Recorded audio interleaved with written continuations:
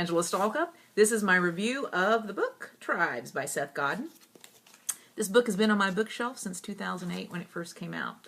And I think it's really important for anyone interested in communications, in social media, or in community building to read this book. So for the purposes of this review, I'm going to give you an overview of sort of the takeaways of the book.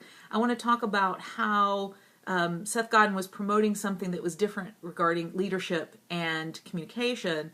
And then I want to look at how the book stands up again from 2008 to 2014. Not long in the normal span of time, but in the world of technology and the internet, that's like decades have passed. In what ways was Seth Godin predictive of the things that we see now in 2014, and maybe where he might have missed a little bit? So let's start with sort of the central premise of Tribes. This is actually one in a series of books. Seth Godin is known for writing these great, quick, fast reads. He started talking about viral marketing, permission marketing, and then moved into this leadership space with the book Tribes. So he places his work in the spectrum of communication and management, starting with the idea of classical management, the factory. So that used to be one way to bring people together to accomplish a work. Then moving into this idea of advertising and media, but particularly a one-way kind of communication to draw people. So he said, we're now in the age of technology, in the age of the internet, and particularly in what was the new days of social media. Remember, 2008, Facebook was just starting to gain traction outside of the student community, and Twitter was relatively unknown. It had been around for a couple of years, and in fact, in the book, he talks about Twitters instead of tweets. That's how new Twitter was, right? Saying that these were going to be tools that would allow a new kind of leader and a new kind of community to form that would be based on leaders drawing like-minded people together to connect them around a cause, an idea, a purpose. And that the role of the leader would be to provide the platform or the environment in which the tribe could thrive. And that the leader's job was to care for and care about the tribe, rather than being an egotistical or being about a power over. It was about a cooperative relationship. And so it's compelling to think about this concept of the leader serving the tribe being inspired by the leader, and that the ideas of leadership could also involve a hands-off approach as much as an active approach. That the key was facilitating the conversation, facilitating the movement and the activity.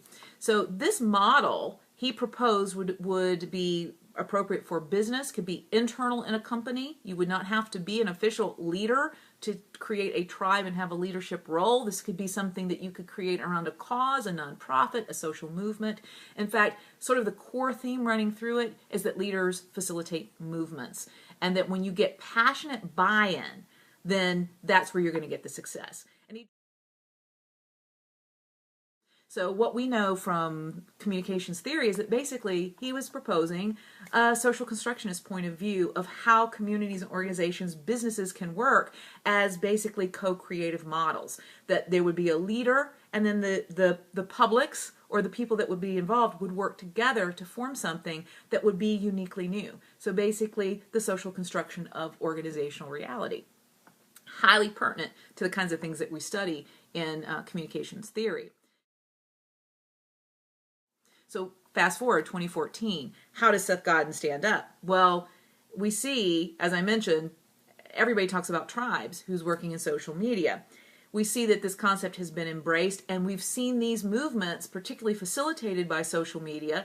And, look at the Arab Spring. There was not even any official leaders, yet these tribes were able to form to be able to affect social movement. A lot of people are having a lot of success, like in the music industry. Lady Gaga has very successfully built a tribe that has been facilitated through social media. So, indeed, totally spot on. The problems I see with tribes right now is that people have missed part of the core message of Seth Godin, which is it's not about the money. It's important. He's all about business, right? Money's important, but the emphasis would not be the money. It would be the needs of the tribe. So a lot of these ideas have been co-opted by marketers to say we're going to basically force our tribe, and we're going to have them come together, and using sort of the manipulative language that is possible within internet marketing and social media marketing to force the tribe. And the idea is you want to have tribes of millions to make millions of dollars. Well, it doesn't work that way. So I highly recommend the book Tribes. I think it is relevant to what's happening now in social media and community building. I think it's a fantastic example of social constructionist theory in practice. He doesn't use any of that term.